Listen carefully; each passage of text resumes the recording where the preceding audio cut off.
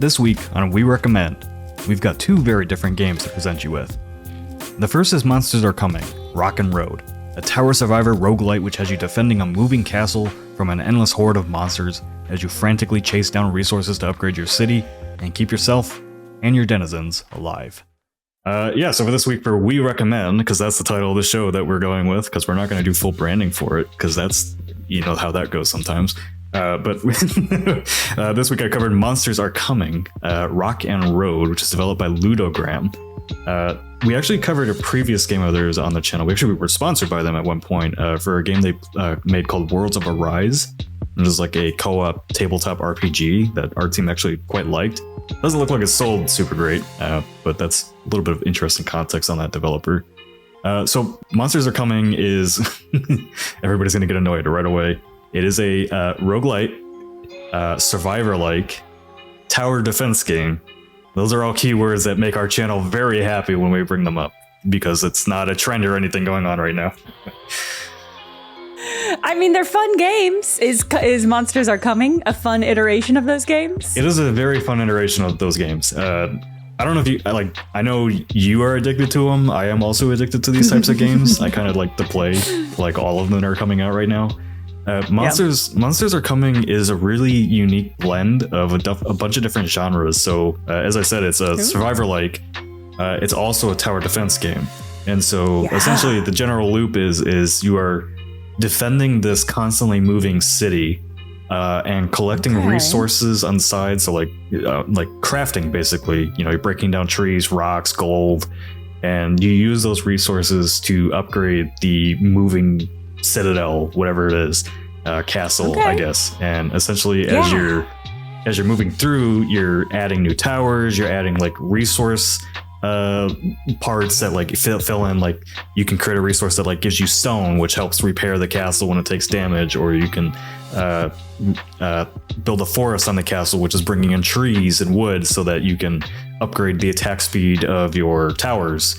And then obviously like the blue little gems that upgrade your character, and also the blue gems don't upgrade your character at all. It only upgrades the castle. The only way you upgrade your character is like you have to be kind of looking on the side of the map at all times as you're coming down the lane, because you'll see like these little treasure chests where you get your upgrades for your character, which give you weapon upgrades and all that for attack speed, all the usual stuff you might see in like a survivor like roguelite. Survivor-like roguelite, is that the right term for it? Survivor-roguelite, maybe. What is the combat of this game? Are you like actually pressing buttons and punching people, or? No, the combat is very much the same thing as like an auto hit thing from a Survivor game. Okay. So, like I said, you're just kind of upgrading your attack speed, you're upgrading your attack power, and then you get new weapons like these spinning saw blades, for example. Of course, are very damaging to enemies, but also help you cut down trees a lot faster, which feeds back into that resource loot gathering. Oh, that's interesting. So the resource gathering is not like separate from the combat. It's all part of it. Yeah, it's all part of it. So you're constantly just moving down with the citadels, or trying to reach these kind of checkpoints like you would in Ball Pit or any other roguelite. And when you get to those, like you stop, and then you get to like collect an upgrade, go one way, survive like a little challenge, and then you get the upgrade and come back and keep going. So like the pressure, it's got like that really good survivor like pressure that like constantly keeps growing the longer you go on. But there's also like an objective to complete by reaching the end of it. So it's not, forever, just running in a circle trying to stay alive as long as you can kind of game. Ball Pit was exactly what I was thinking of when I asked that, because I found almost the Ball Pit but reverse. The gameplay loop of Ball Pit, where you can get upgrade materials while you're going, but you kind of have like a separate mini game for that. Not that I disliked it, but I kind of like the idea of, in Monsters Are Coming, it just sort of being one level where you are, where the roguelite elements are that you are getting upgrade crafting materials as you're doing it. That is just like logically feels a lot neater to me. Yeah, and then there's also the permanent progression. So you get like little compasses that act as your permanent progression. And when you're done, you go into your permanent progression. You upgrade both elements of the castle and elements of the player. And then you're unlocking new castles that have different like buffs and debuffs, of different ways to play the game. Yep. A buff castle. Yep, buff castle. Yes. Incredible. And then obviously unlocking the new levels, and then unlocking like upgraded difficulties is also part of it. So the game is actually quite hard. It took me a few runs to like actually win a run. And the maps get progressively more complicated and difficult in kind of like what they throw at you with bosses and stuff like that. But it's always just going straight down. It's not like you throwing curves or anything into the mix.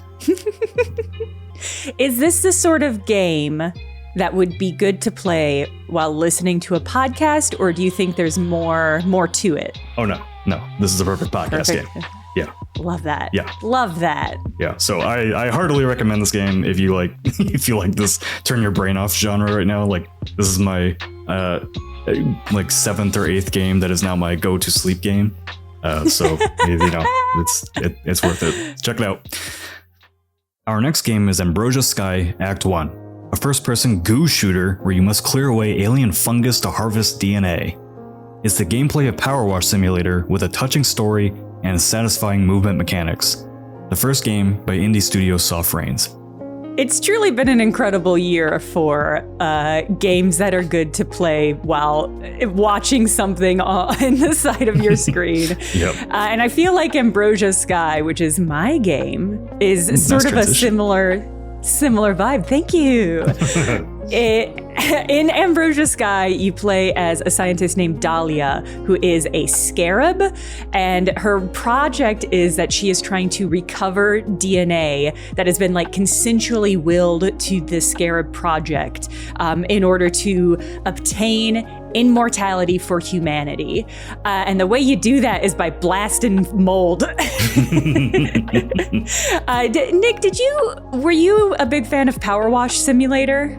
I mean, I've played it. I know Yahtzee's a huge fan of it because he's a dad, and it's a dad game. Yes. My time spent it on live streams was mostly drawing dicks. Yeah, same. I was traveling when Power Wash Simulator came out, and so I was like out of the country, and then I came back, and it was like an invasion of the body snatchers where everybody had been replaced with a dad because they were all like so obsessed with this game, and I was like, you're just washing driveways and stuff? It never hit with me, but this game retroactively makes me enjoy Power Wash Simulator more, because it's like, what if Power Wash Simulator had like characters and a story, but that same kind of very pleasing, cleaning gameplay? So you're going to different levels or different spaceships or different kinds of layouts, and you've got a blaster, and you're blasting away different kind of funguses. You're trying to gather seeds, because seeds are how you like upgrade your materials. And you've got different kinds of nozzles, so you can do different kinds of spray attacks, and you get different kinds of liquid. I guess you've got liquid that can basically like make electric lines, so you can like power up doors and like kind of explore and get access to different areas once you have different upgrades. It has like, Ambrosia Sky has like 5 different aspects of games that I've enjoyed other years, but all compiled into one game. So it is like, obviously it's like Power Wash Simulator, but there is also something about it that feels very much like Control. Like there's a lot of really elaborate particle effects and lots of like beautiful world reactions. It has, did you ever use the goo gun in Prey? I did use the goo gun in Prey. I was obsessed with the goo gun in Prey. I used it for everything. That does not surprise me one bit. It It's so fun. And so this game has elements of that, of like trying to solve puzzles with goo. It's also has like a really interesting kind of meditation on survivor's guilt and death, which is not far off from Spiritfarer, another game that I really liked, but which I think people disliked the kind of like lack of gameplay or low amount of gameplay. This is sort of doing a similar thing thematically, while also being like very bright and very neon and very visually interesting. And there's just like a lot of fungus and a lot of mushroom, and that is Jack also needs to play something because he loves mushrooms. I feel like the last 2 or 3 years, indie games have gotten obsessed with fungus, and this game is doing great stuff with it. It's very eerie and very cool, and it's just an extremely like moment-to-moment satisfying game. Yeah, I tried the demo for it and I was really intrigued by it. That's why I recommended you check it out, because I like something about it felt like this is a Jenna game. How's the narrative overall? Because like I know it's a full narrative experience too, right? Yes, sort of. What a perfect segue, Nick. That's interesting. Yes. Well, so here's an interesting thing. When you recommended this game to me initially, and I cracked it open and played it, it was called Ambrosia Sky. It is now in Steam called Ambrosia Sky Act 1. And I think they had to retroactively change it because this is Act 1 of 3.